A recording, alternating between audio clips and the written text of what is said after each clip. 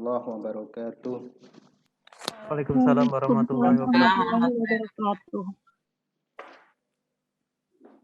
Alhamdulillah, wassalatu wassalamu ala rasulillah, la hawla wa la quwata illa billah. Qala rabbi shrah li sadri wa yassir li amri wahlul 'uqdatam min lisani yafqahu qawli.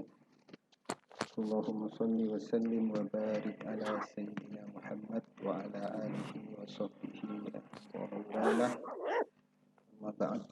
Yang saya hormati dan saya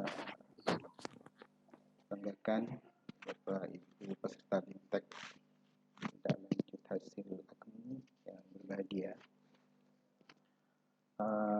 Sejauh ini bagaimana mengikuti BIMTEK ini Bapak Ibu? Cukup mengasihkan kan ya? Tertantang. Oh, tertantang. Iya. Enak ya kalau BIMTEK virtual gitu ya, daring. Bisa di rumah sama anak-anak katanya teman-teman itu. Bisa mengerjakan yang lain gitu. Oke. Cuman memang ada kendalanya kalau kita tidak berhati-hati atau tidak punya strategi yang baik, capaian pemahaman materi, capaian penguasaan materi, wah ini kadang kurang optimal. Termasuk juga kalau ketika ada kendala-kendala ya, baik kendala teknis, jaringan, listrik, guys, sudah. Bapak Ibu, jadwal kan sudah dibagikan. Hari ini kita materi pertama apa ya Bapak Ibu?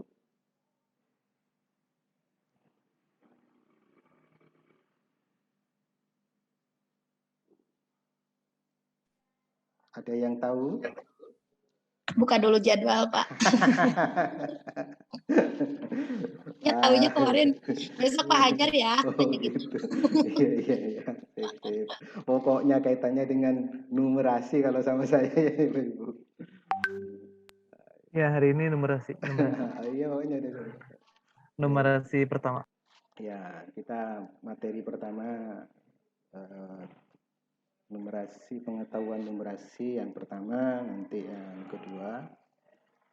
Kemudian nanti ada ya pembuatan skenario pembelajaran, ada 1-2. Ada presentasinya, nanti juga ada di belakang-belakang ya ada kliniknya Bapak Ibu.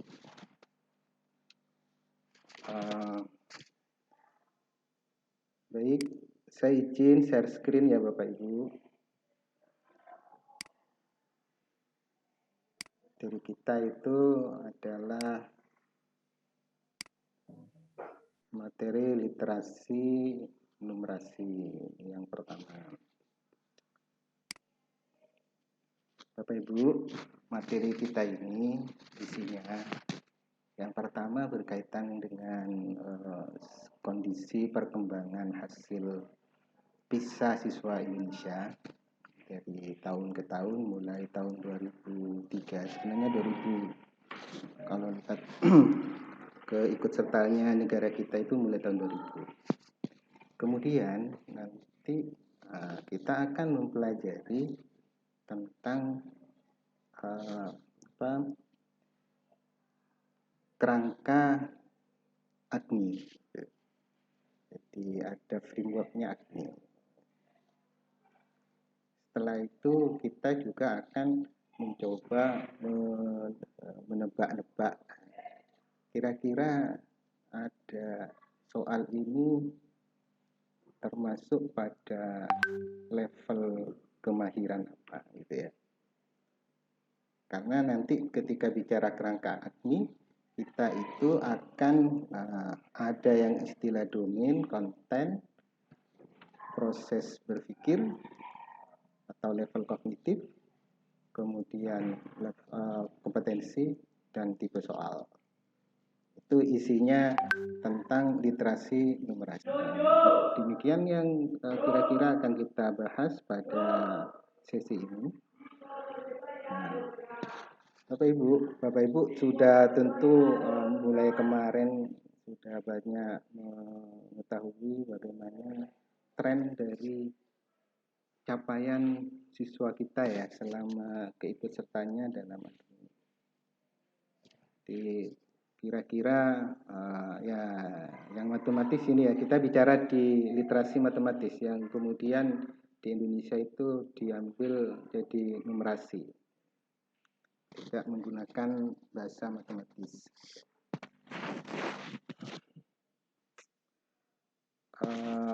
Capaiannya itu ya rata-rata hanya sekitar skornya 370-an.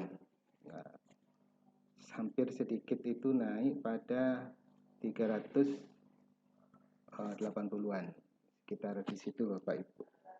Jadi ini kalau dilihat dari rata-rata semua yang ikut serta seluruh dunia, rata-ratanya itu kan dekat dengan 500 Bapak Ibu.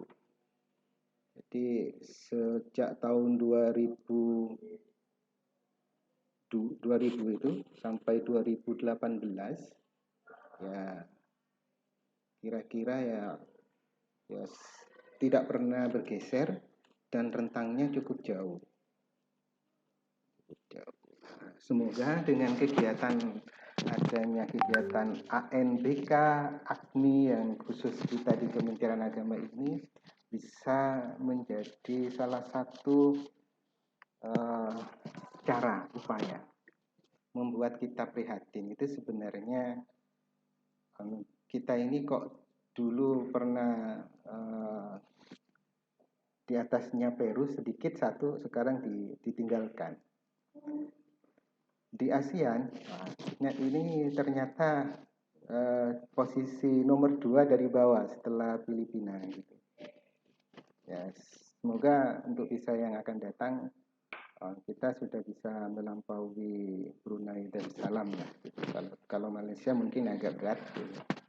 Apalagi Singapura. Jadi yes, dengan upaya ya kesungguhan teman-teman di madrasah ini, kita sungguh-sungguh bagaimana meningkatkan itu. Tapi sebenarnya bukan hanya kita di madrasah, tapi semua pihak itu Bapak Ibu. Definisi numerasi itu adalah kemampuan berpikir menggunakan konsep, prosedur, fakta, dan alat matematika untuk menyelesaikan masalah sehari-hari dalam berbagai konteks yang relevan untuk individual sebagai warga Indonesia dan negara. Bapak Ibu kalau bicara alat matematika, ngerti maksudnya ya?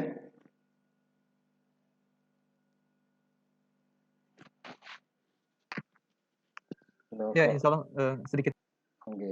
Ini kok ada pemberitahuan akan ada live break room ini. Ya. Jadi. Iya Pak, kenapa live nih Pak? Ada masalah lagi. Baik, literasi numerasi itu adalah kemampuan. Ya, ini definisi yang kalau tadi itu ngambilnya di OECD. Itu pengertian literasi matematik. Kita kemudian ya tidak tahu siapa ini yang mengkonstruk definisinya, bahwa literasi numerasi adalah kemampuan menganalisis dan memahami bacaan dengan menggunakan penalaran melalui aplikasi konsep perhitungan dan pengukuran yang melibatkan angka atau simbol matematis dasar. Ini kita diajak ke main room ini. Bagaimana Bapak Ibu? Sudah kelihatan screen saya? Ada muncul Pak. Sudah ada. Sangat jelas Pak. Baik. Jadi saya ulangi Bapak Ibu berkaitan dengan literasi numerasi ini.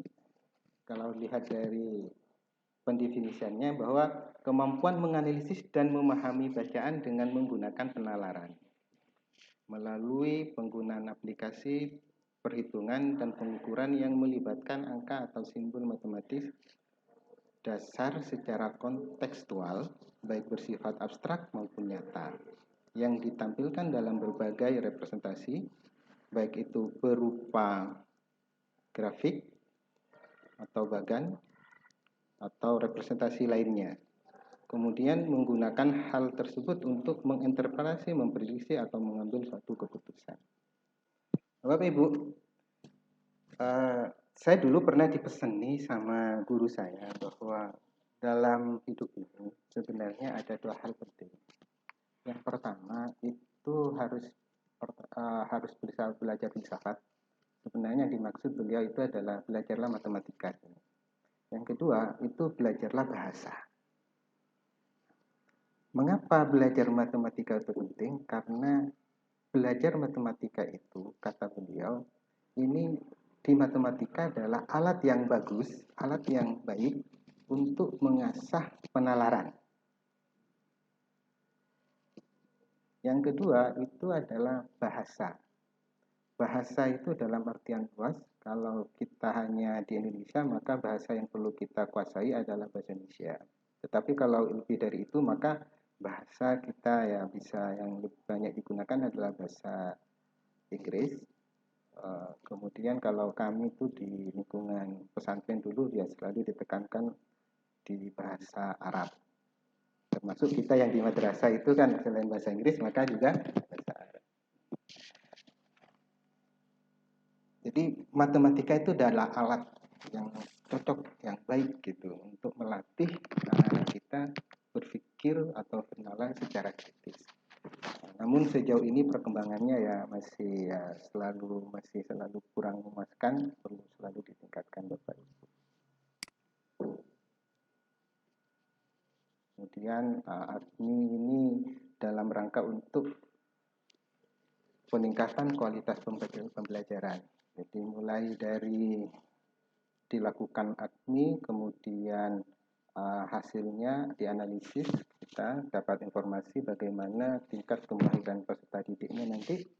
Kemudian Bapak Ibu akan mendapatkan informasi sejauh mana sampel kemarin itu atau sasaran kemarin ini yang ikut ADMI capaiannya. Kemudian perlu dilakukan perbaikan pembelajaran berdasarkan pengalaman yang akan kita pelajari hari ini Bapak Ibu. Nah, ini yang saya sebutkan tadi bahwa isi materi kita ini adalah cakupannya ada di sini. Yang pertama kita harus paham betul tentang apa itu domain. Domain kalau dalam bahasa lain, kalau di Kemendikbud maupun dalam naskah PISA, domain itu adalah konten matematika. Konten matematikanya apa? Itu domain. Kemudian ada konteks. Konteks itu adalah kehidupan, lingkungan di sekitar kita, konteks itu. Kemudian yang ketiga, di ADMI itu soal-soal ADMI ada mengukur level kognitif. Kemudian ada bentuk soal. Yang keempat ini adalah kompetensi, kira-kira maksudnya adalah sejauh mana tingkat kemahiran peserta didik kita. Baik, kita coba kupas satu persatu. Ya. Tentang domain Bapak Ibu. Domain yang saya sebutkan tadi itu adalah konten materi matematis. Jadi matematika itu kan ada bilangan, ada aljabar, ada geometri dan pengukuran, statistik dan peluang. Ini hampir sama dengan kalau di Kemendikbud dia mengatakan bahwa bilangan dan aljabar itu dipisah, gitu. Geometri dan pengukuran satu, statistik dan peluang satu. Demikian juga kalau naskah asli dipisah itu ya ada bilangan dan aljabar itu adalah yang dipisah. Baik, komposisinya nanti di soal yang kemarin sudah diuji cobakan, yang dikonstruk oleh teman-teman yang terlibat sebelumnya. Kebetulan saya dan Bapak Ibu ini kan terlibat yang belakangan gitu. Itu bilangan aljabar itu 52%, geometri dan pengukurannya 34, statistik dan peluangnya sedikit yaitu hanya 14%. Berikutnya Bapak Ibu, ini berkaitan dengan konteksnya. Jadi konteks itu soal pada ini sama dengan walaupun AKM bisa, itu ada bahasa personal, ada sosial budaya, ada saintifik. Personal itu berkaitan dengan aktivitas seseorang, keluarga atau kelompok masyarakat. Sedangkan sosial budaya itu berkaitan dengan komunitas atau masyarakat yang bersifat lokal, nasional maupun global Bapak Ibu. Jadi nanti ada soal-soal yang biasanya kadang ya berasal dari konteks wilayah yang daerah lain gitu. Ada yang saintifik. Saintifik itu ada berkaitan dengan sains.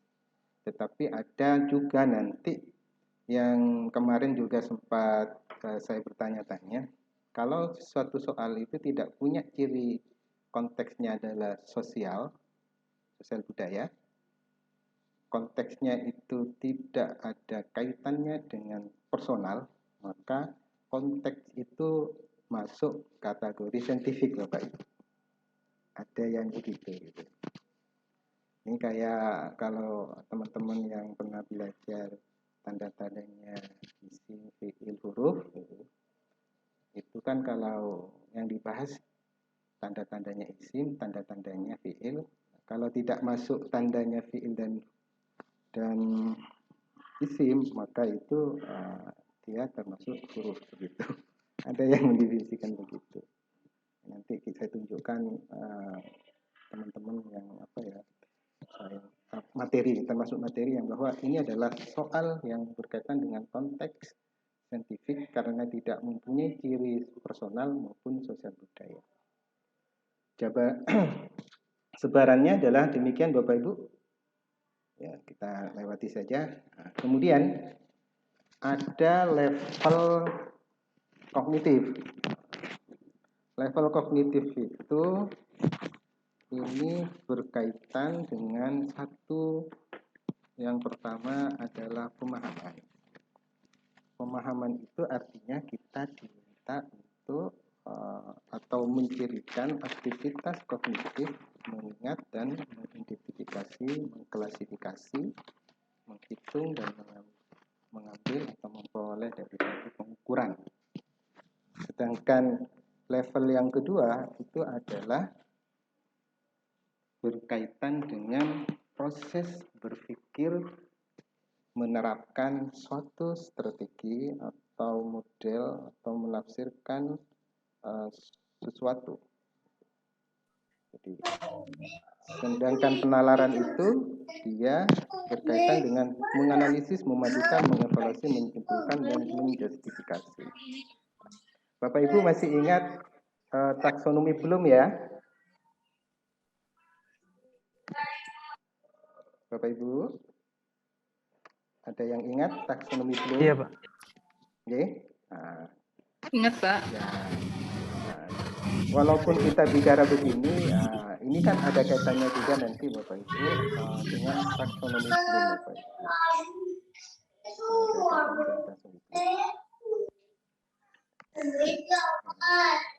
Bapak Ibu pernah sudah tahu soal L1, L2, L3 ya?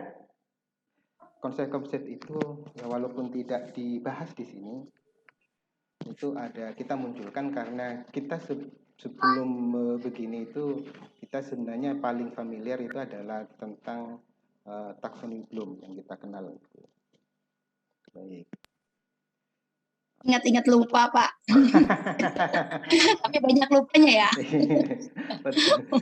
Kalau ingat-ingat lupa itu banyak ingatnya. Jadi kalau ikut diklat lagi kayak gini ingat lagi. Iya. Nanti kalau kenapa kok tidak ingat? Satu karena tidak diingat. Yang kedua karena tidak kita gunakan. Tapi kalau kita sering ingat ya sesuatu tidak lupa. Atau kita sering gunakan maka dia tidak lupa. Baik. Berikutnya, jadi contoh-contoh kata kerja operasional yang sering digunakan dalam pemahaman itu ya, mengingat apa, mengidentifikasi, mengklasifikasi, menghitung, mengambil atau memperoleh dan mengukur. Ya, biasanya yang digunakan adalah ya, ya seperti contoh. Ya kalau mengingat ya kadang disuruh menyebutkan gitu kan, kadang ya disuruh mendefinisikan, mengidentifikasi, mengklasifikasi gitu ya, disuruh bagaimana mengklasifikasi bilangan bulat, bilangan ganjil gitu. Gampang. Penerapan itu biasanya ada berkaitan dengan pemilihan strategi, pemanfaatan formula dalam menyelesaikan suatu masalah. Ada yang menafsirkan, interpretasi. Penalaran itu biasanya menganalisis, memadukan, mengevaluasi, menyimpulkan dan menjustifikasi atau berargumentasi dengan dalil-dalil yang logis. Itu sebarannya Bapak Ibu. Kemudian bentuk soal. Itu tentu ada beberapa soal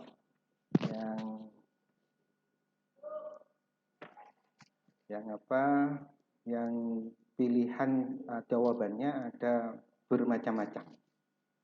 Ada yang bentuknya pilihan ganda, itu sudah kita biasa. Ada yang dikenalkan jawaban esai juga sudah biasa.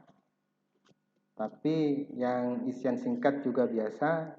Menjodohkan ini pernah ada tapi sudah pernah digeser, sekarang dimunculkan lagi Bapak Ibu. Nah, kemudian pilihan ganda kompleks benar salah, ada setuju tidak setuju dengan alasan, pilihan ganda kompleks dengan multiple check. Nah, ini. Jadi kadangkala nanti ada soal itu soalnya biasa, tapi karena pilihannya ganda kompleks multiple check ini sehingga siswa itu harus melakukan analisis satu-satu jawabannya. Oke.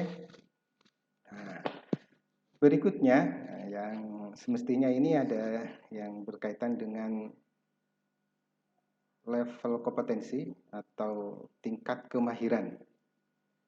Tingkat kemahiran peserta didik itu dipetakan menjadi perlu intervensi, dasar, cakap, terampil, dan ruang kreasi. Bapak Ibu, kalau bagaimana sih ini dipetakan? Ini L1 ya. Ada L2, ada L3 nggih. Oke. L3 itu yang paling bawah nggih. Gimana? L3 paling bawah paling atas?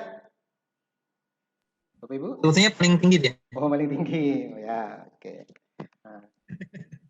Kemudian nah, ini kalau kita bagi L3 itu ada yang atas, ada yang bawah Bapak Ibu. L2 itu ada yang atas, ada bawah, yang ini cuma satu. Maka soal yang masuk level 1 itu ini yang dikuasai hanya oleh siswa dan dia tidak menguasai yang di bawahnya ini, maka dia yang disebut dengan level atau tingkat kemahiran perlu apa Bapak Ibu? Perlu intervensi. Iya, ini perlu intervensi. Kemudian Bapak Ibu, yang level ini yang atas,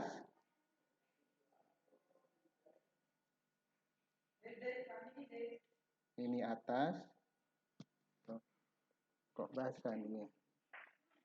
Ini bawah, yang atasnya ini yang disebut dengan tingkat kemahirannya adalah Dasar. dasar. Kemudian yang ini berikutnya di bawahnya Cakap. cakap, Pintar. sip. Dan yang ketiga setelah cakap, mahir, Tampil. terampil. Dan yang terakhir, yang ketiga ini perlu ruang kreasi. Nah, jadi dia begitu Bapak Ibu. Jadi kaitannya level paradigmanya, konsep proses berpikir, dimensi berpikirnya taksonomi Bloom, kemudian level kognitif itu jadi L1, L2, L3, dan kemudian kalau diterjemahkan dalam bentuk kualifikasi, kompetensi, maka itu dipetakan menjadi 5, bahwa anak yang bisa hanya menyelesaikan pada level 1, dia dikategorikan perlu intervensi. Kalau cenderung hanya menguasai level 2 bagian yang bawah, maka dia dikatakan dasar. Tapi kalau sudah level 3 atas, maka dia dikatakan anaknya perlu ruang kreasi. Oke.